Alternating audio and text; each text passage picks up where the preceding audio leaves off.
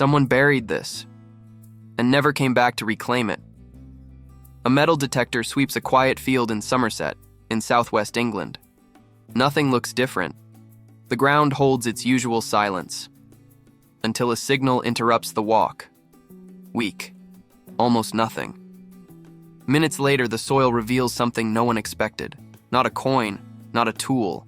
A Roman gold ring. Massive. Heavy. Crafted with striking care. A piece that stayed hidden for nearly 17 centuries. But the gold is only the beginning. Because someone chose to bury this jewel and never came back for it. Who would hide something this valuable? And what could be serious enough to make that person abandon one of the most precious things they owned? It's that decision, not just the ring, that has crossed almost 1,700 years to reach us. The man who found the ring is Kevin Minto, a detectorist doing what he does most weekends, walking a farm field in search of small traces of the past. Nothing suggested that ground was hiding one of the most remarkable discoveries ever made in Roman Britain. Even caked in dirt, the gold's shine was obvious, and despite the centuries, the ring was almost intact, as if it had been buried just days before. That alone would be enough to draw attention. But look closer, and it's clear this is an exceptional piece. Its size is unusual for Roman Britain. The weight, the finish, the craftsmanship all point to extremely sophisticated work. And on top, an engraved gem, an intaglio, used as a personal seal to authenticate documents in wax.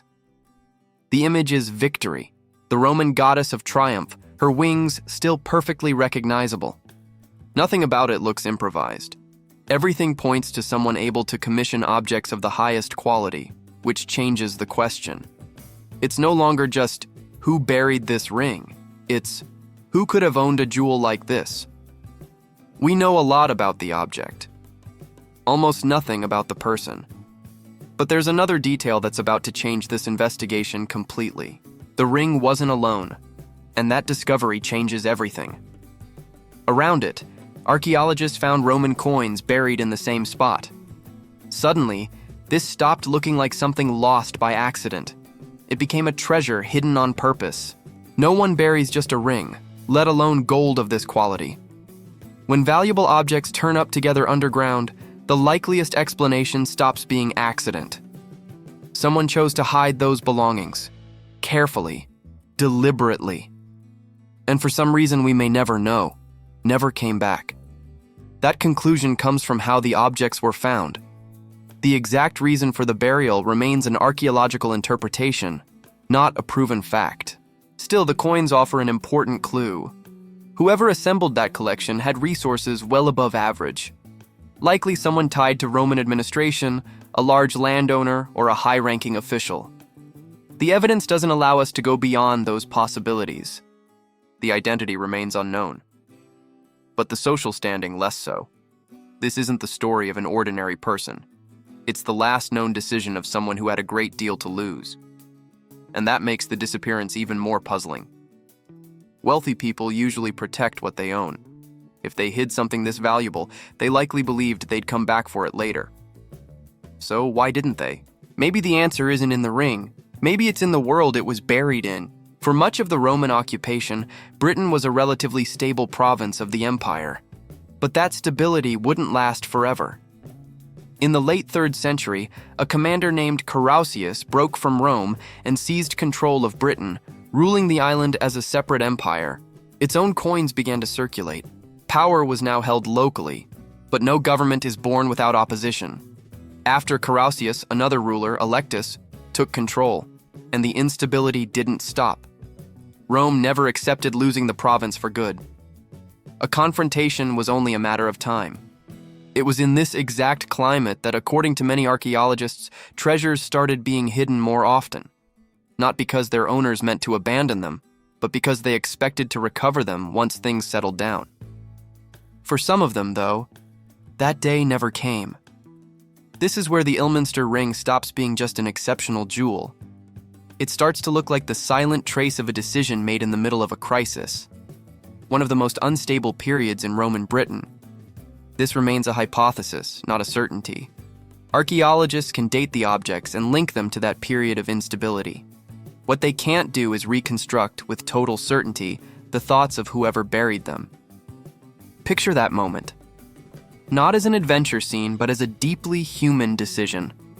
Someone gathers a few of their most treasured belongings, among them a massive gold ring, maybe coins saved over the years.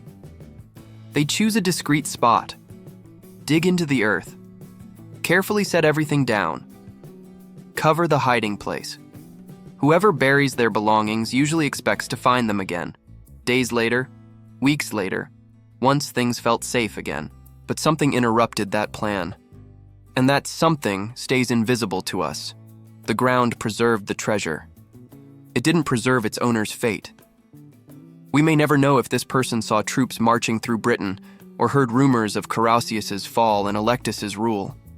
But we do know the period when the treasure was hidden lines up with one of the most turbulent stretches of Roman Britain, and that coincidence links one individual's gesture to something much bigger. Major political events tend to be remembered through the names of rulers, through battles, through changes in power. But their real effects show up in the choices of anonymous people. And that's exactly why the true protagonist of this story was never the ring. It was the person who held it in their hands for the last time. We don't know their name. We don't know if they were a man or a woman. We don't know if they survived the crisis. But we know they made a decision. And that decision remains visible, even after their identity vanished completely from history. The art survived time.